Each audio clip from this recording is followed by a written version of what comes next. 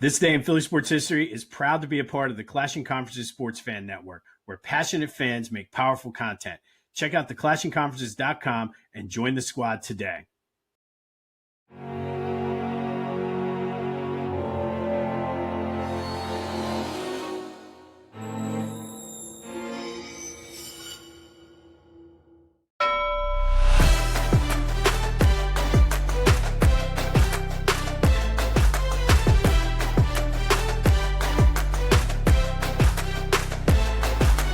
What's up, everyone? Welcome to This Day in Philly Sports History for August 11th, 2026.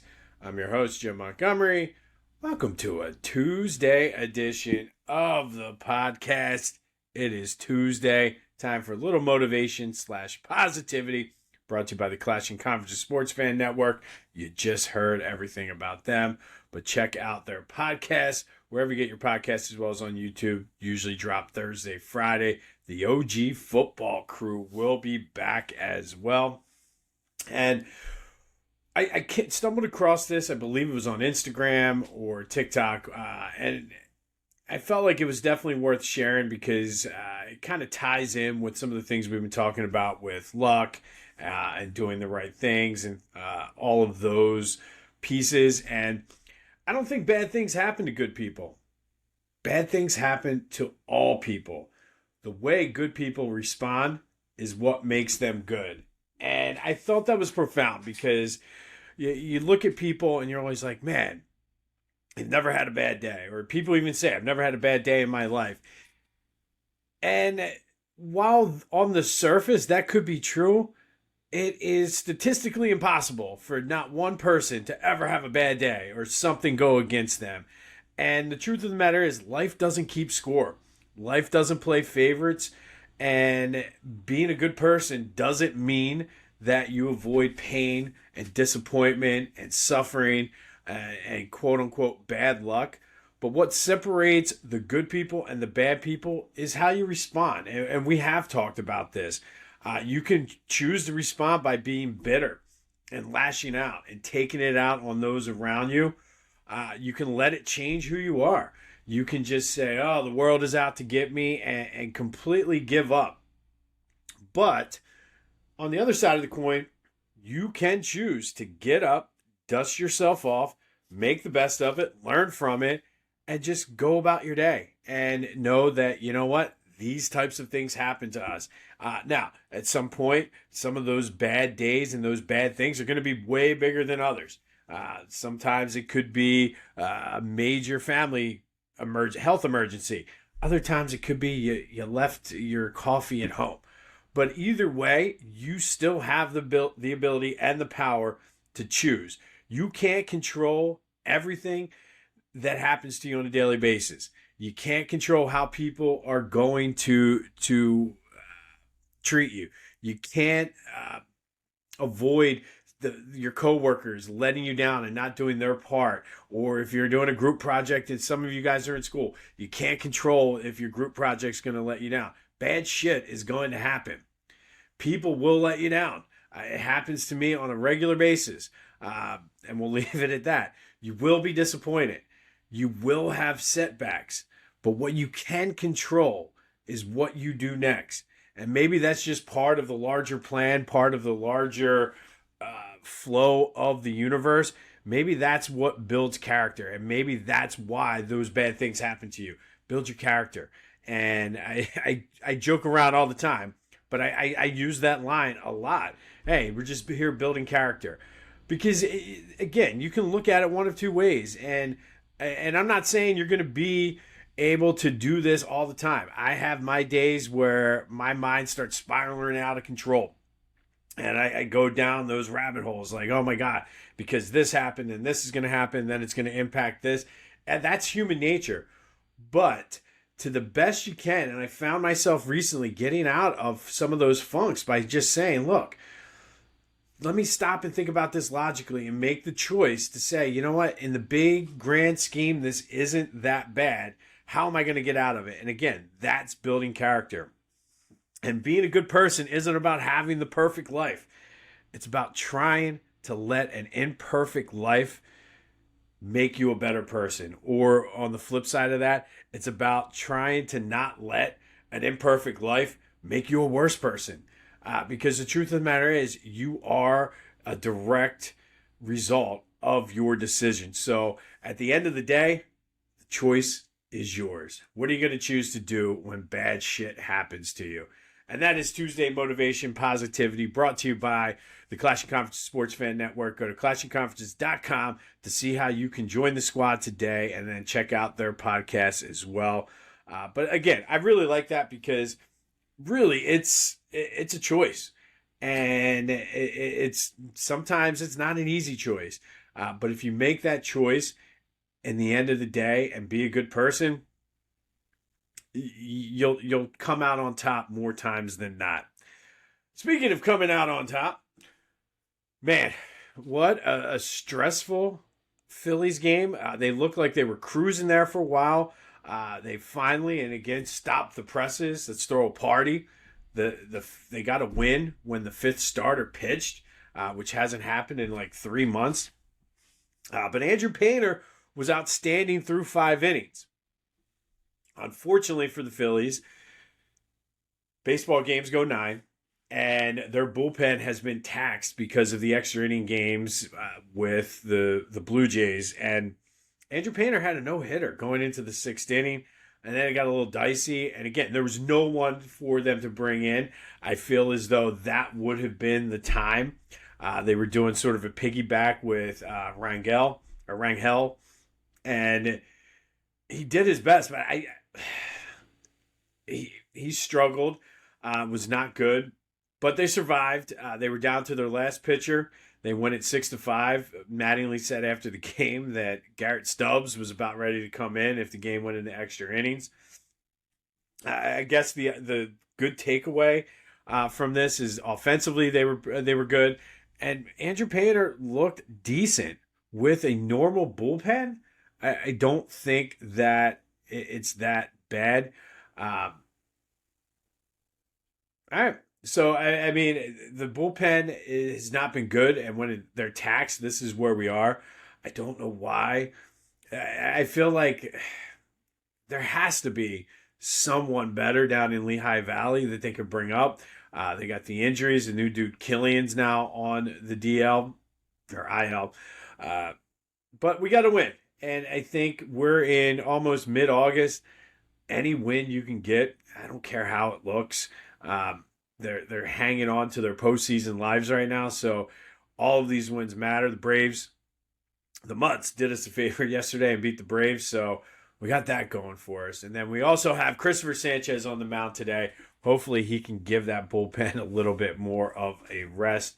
And then I saw this, and I thought it was cool to mention, and admittedly, I didn't even know that this was a thing, but Gary Matthews, Sarge, was inducted into the Negro League's Hall of Game. And essentially what this is for players who embody the spirit and signature style of the Negro Leagues.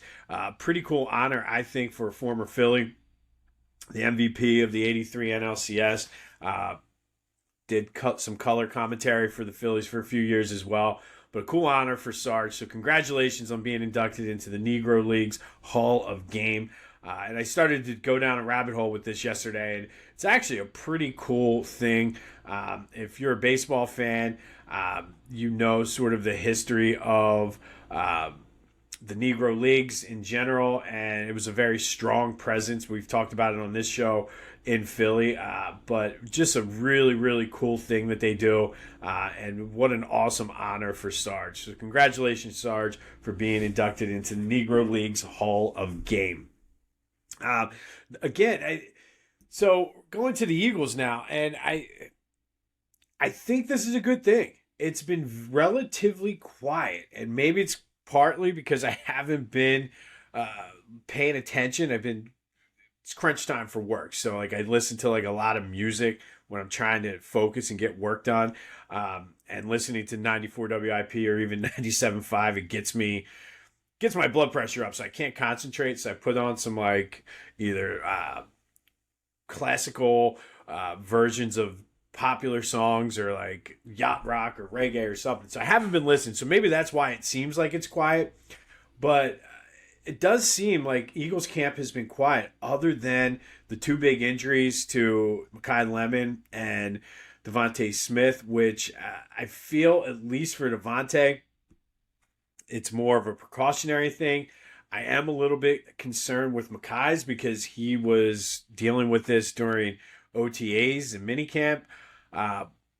But other than that, it's been quiet. And I think that's a good thing. I think it's the injuries, if there's a silver lining to it, and this is a choice I'm making, choosing to look at the big picture. Guys like Darius Cooper have been stellar in camp. The relationship and the chemistry being built between Dontavian Wicks, Hollywood Brown, and Jalen Hurts is going to serve this team well. Yes, it's concerning that Mekhi Lemon has not really practiced, but the fact that those other guys are stepping up is good. They're gearing up for the Ravens this weekend. Quick programming note, Kyle and I will be recording the new episode of the Brotherly Birds Breakdown tomorrow. We are back on a weekly schedule, so you'll get your Birds fix from us in a perspective that only two brothers can give you. But again, quiet. And I think quiet with what they have going on with the new offense, it's a good thing. It's a good thing. And again, I've heard this. I did listen a little bit to WIP when I was going to pick up the kids. No. That's all I'm going to say is no.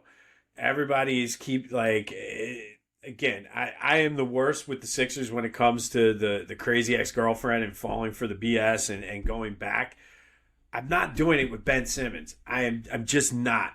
No. I don't care if his defensive ability and this, that, and the other fits what this team needs. I don't care. No, absolutely not, under no circumstances. And that's a decision I'm making, that I'm just not going to go down there. And if it were to happen, I guess reluctantly have to deal with it. But I'm not going to be happy about it. I'm not going out and buying Ben Simmons jerseys. No. There's just certain things you got to stand on principle, and that is one of them. No, I would take Kevin Love before I would take Ben Simmons. And dude's 30, sat out all of last year to quote unquote get his body right. And his agent or the coach, whatever, somehow he's traveling down to Australia to train with the Australian national team. So somehow it's like his uncle or godfather, whatever it is the coach, and was like, well, his athletic ability is back and his athleticism and blah, blah, blah, blah, blah. Right, because I can go out and run a marathon like I did 10 years ago at the age of 47 because, hey, I've been training and my athleticism. No, you get old. Your body starts breaking down. No. Sorry, no. Let me know your thoughts, though, because I know there was a lot of people calling in saying it might not be the worst thing. 267-495-8531. That's the Back to the Future voice and text line. What are your thoughts? I am a hard no, but try to convince me. And I mean, good luck trying to convince me, but no. All right, yesterday's trivia question. Greg Dobbs broke the single season pinch hit record for the Phillies. He broke Doc Miller, who had 20 pinch hits in 1913. Lots of people guessing Greg Gross, and I guess you could consider that more of the modern record. But Greg Gross had 19 in 1982. And for those keeping score at home, Dobbs did have 22 that season before it was all said and done. So Greg Dobbs broke Doc Miller's record of 20 pinch hits, though, set in 1913. All right, be sure to follow me on all social media platforms at Philly Jimbo. Subscribe to the YouTube channel at Philly Jimbo as well. Some good things coming on the horizon with the Philadelphia Sports Hall of Fame and the Philly Hall. Kind of went back to the lab, got our 3 episodes out, and have a good sense of where we're going. So the best way to stay in the loop on that is subscribe to the YouTube channel. obviously spread the word. If you are watching this, somebody else in your network will enjoy it as well. And if you are a new listener, welcome. Talked about the Brotherly Birds breakdown coming out tomorrow, so stay tuned for that. And then, of course, I always like to give you everything factual and all of that. Yesterday, I missed two big stories, and that's on me from a research perspective. I told you, I have a whole thing of notes and just completely missed this one, but two oddity events, I guess, happened yesterday that I missed. And one was in 2005 when Terrell Owens was doing sit-ups in his driveway. That yesterday was the anniversary of that. And then a more notorious, dubious distinction was the day that they were throwing D batteries at J.D. Drew in 1999 down at, I guess it was the Vet at the time. So I missed them. That's on me. But sometimes it happens. But I wanted to make sure that those are big deals, I guess, in Philly sports history. Reppin' Philly ain't a choice. It's a way of life. PhillyGoat.com is your one-stop shop for Philly pride. Use the promo code Jim Montgomery for 10% off. Look fresh. Stay Philly. Philly Goat. Go Birds. All right, August 11th. First, we're going to go back to 1950. And on this day in 1950, the defending NFL champion Philadelphia Eagles lost to a team of college all-stars in the Chicago Charities All-Star Game, 17-7. Charlie Choo-Choo Justice was the MVP for the college all-stars, ran for 133 yards, added a receiving touchdown. Now, the Chicago Charities All-Star Game was played every year from 1934 through 1976, and it pit a team of college all-stars from the previous year versus the defending NFL champions. It was minus 1974 due to the NFL players' strike, but it was created by Arch Ward, who was the sports editor for the Chicago Tribune, and it was obviously, as the name suggests, played to benefit Chicago area charities, but it also was a way to showcase the NFL and was a very instrumental part of building the popularity of the NFL, because at the time, college was king, and the idea was, all right, are these teams just as good, if not better? Obviously, I think the college all-stars won a total of 9 in that time frame, but a pretty cool thing that they did. Obviously, part of the downfall of it was the fact that the NFL owners started to get worried about their own players' safety, but the health of potential future draft picks and things like that. So, of course, it all came down to that. But for years, it was a good showcase of the best the NFL had to offer versus the best of college football. And on this day in 1950, the Eagles lose to the college all-stars 17-7 out at Soldier Field.